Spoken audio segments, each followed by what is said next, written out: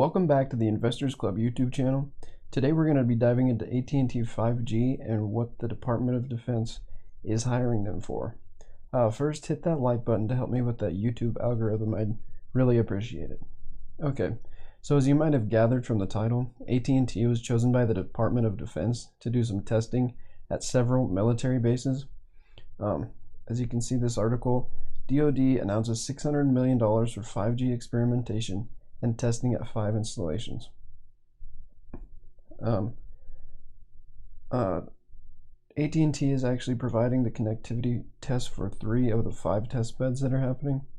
So they're getting much more traffic than these other companies that we'll kind of go through this article and give you more of a background. So I'm just going to read this.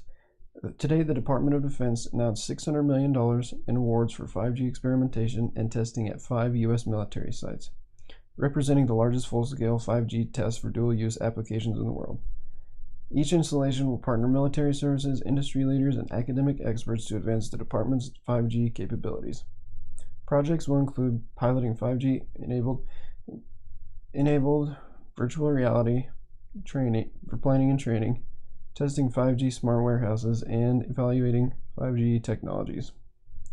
So come down here and kind of go through what AT&T is going to be doing.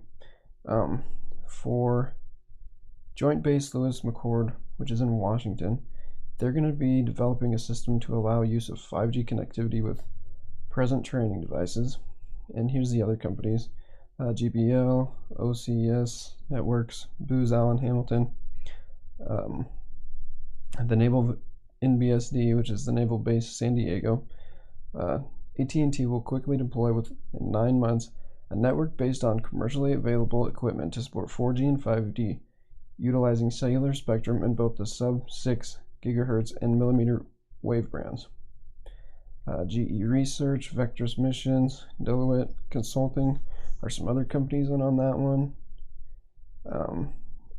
This is Marine Corps. They're not doing anything at this base.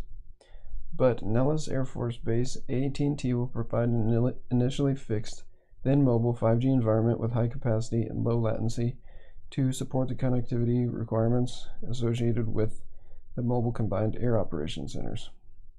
And I think that's the last one. Yep. But so as you can see, they're on 3 of the 5, which gives them much more traffic to, test their 5G capabilities at these sites. So now I want to talk about what this could mean for the stock price of AT&T. After the announcement, AT&T really didn't make any significant moves up or down. It was only about, it went up about 0.2%, which I was kind of surprised about. I thought this might push the price up maybe 1 to 2% at least, but it had no effect on the price. In my own opinion, I think we see this move push the price up of AT&T later on down the road as the tests keep going and they get to be more documented. The fact that AT&T has 3 of the 5 test beds tells me that the Department of Defense favors AT&T more than other companies that are working on this project. It also makes me think that if AT&T performs well, that they will continue to get work from the Department of Defense, which could lead to bigger contracts in the future.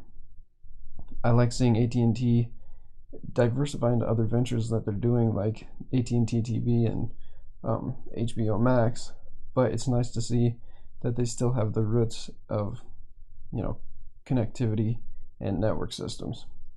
So my final thoughts is that right now this is not going to have a drastic effect on the stock price, but as time goes on and they succeed with this testing, it could lead to those bigger contracts, which if they hit a really big contract, like say they hit a yearly contract with the Department of Defense, Department of Defense, I think it's really gonna push the price up. And again, I think this is gonna be one of the last times you can get this stock under $30.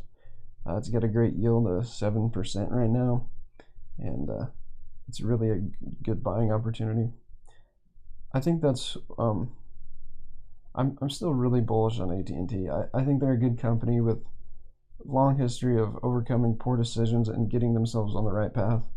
And I think that's what they've been doing recently, is kind of trying to rebrand and get back on track and get out of debt. So keep an eye on AT&T moving forward, but I just wanted to touch on that news and what I thought about it in this video. So thanks for watching, and if you like this video, feel free to hit the like button and subscribe.